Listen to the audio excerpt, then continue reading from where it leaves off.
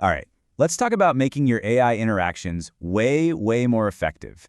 Today we're diving into two fundamental prompting techniques, zero shot and few shot. Seriously, if you've ever wanted an AI to give you exactly what you want, this is how you do it. Let's jump right in. You've totally been there, right? You type out what feels like a perfectly clear instruction, you hit enter, and the AI gives you back something, well, something that's close, but just not quite right. It's so frustrating, and it can feel like you're just guessing. But what if I told you it's not about guessing at all? It's about teaching.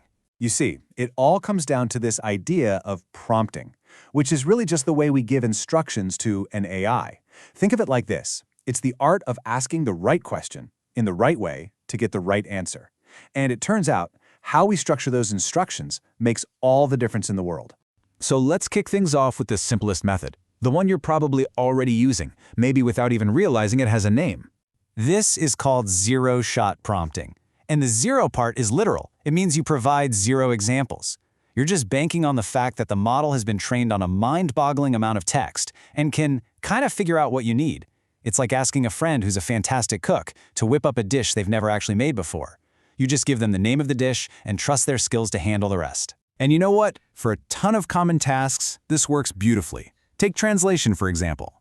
You ask it to translate a simple sentence into French, and boom, it nails it. Comment allez-vous aujourd'hui? Perfect. The model has seen countless translations in its training, so it gets the idea immediately. This is zero shot at its absolute best. It's fast, it's efficient, and it couldn't be simpler. But what happens when the task gets a little more nuanced? Let's try something like sentiment analysis. We'll give it this review. My flight was delayed, and the food was subpar. Now, to you and me, that seems pretty obvious, right? It's a complaint. Let's see what the AI thinks. And the result is neutral. Yeah, not quite what we were hoping for. So why did it get this wrong? Well, without any examples to guide it, the model can get tripped up by ambiguity. Sure, delayed and subpar are negative words, but maybe the AI didn't weigh them heavily enough. So it kind of plays it safe and lands right in the middle. This is where the zero-shot approach starts to show its limits, when a task requires a specific, nuanced understanding. So, how do we fix this? This is where we get to level up our prompting game with a really smart upgrade. Let me introduce you to few-shot prompting. Instead of giving zero examples, we give it a few, just a handful of them. You can think of it as giving the AI a little mini crash course right there inside the prompt.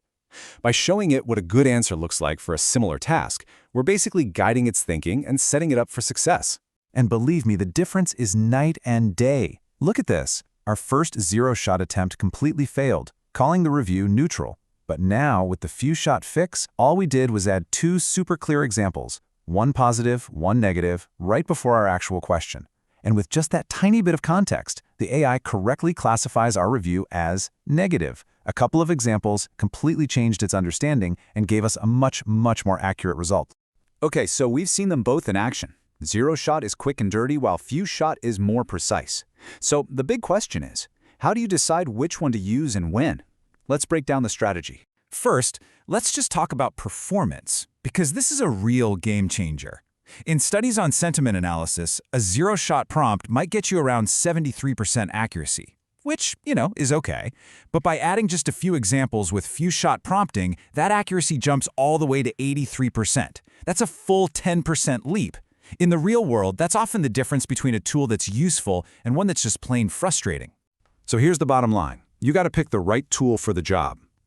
Zero shot is your go-to when you need speed, and the task is pretty simple. Think quick summaries, brainstorming, that sort of thing.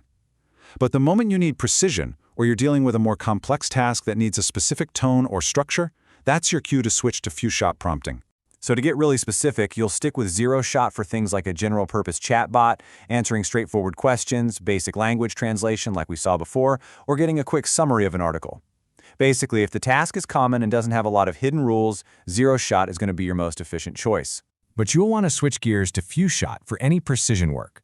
This is perfect for that tricky sentiment analysis we worked on, or for specialized customer support where you need the responses to be really accurate and empathetic. It's also fantastic for generating content that has to match a specific brand voice, or for giving product recommendations that actually understand the user's context. If accuracy and getting the details right really matter, that little bit of extra effort in adding examples pays off big time. So, when you put this all together, what does it really mean for you? Well, it means you now have a new superpower for talking to AI. You're not just asking questions anymore, you're actually teaching and guiding it. And this isn't just some neat little party trick. This quote from a research paper really highlights something huge.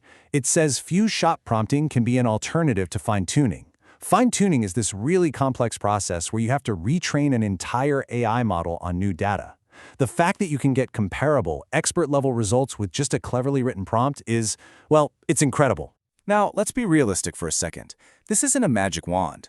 For tasks that require really complex, multi-step reasoning, we're talking logic puzzles or advanced math problems, even a great few-shot prompt might not be enough. In those very specific cases, you might still need more advanced techniques. So let's tie this all together into a simple, 4-step strategy you can start using right now. Number 1, always start simple. Just fire off a zero-shot prompt. Don't overthink it at first. 2, identify where it's struggling. If the output is off or vague or just not what you wanted, that's your signal to upgrade. 3, add examples. Craft a few-shot prompt with 2 or 3 really clear demonstrations of what you want. And finally, number 4, experiment. Sometimes one set of examples works better than another.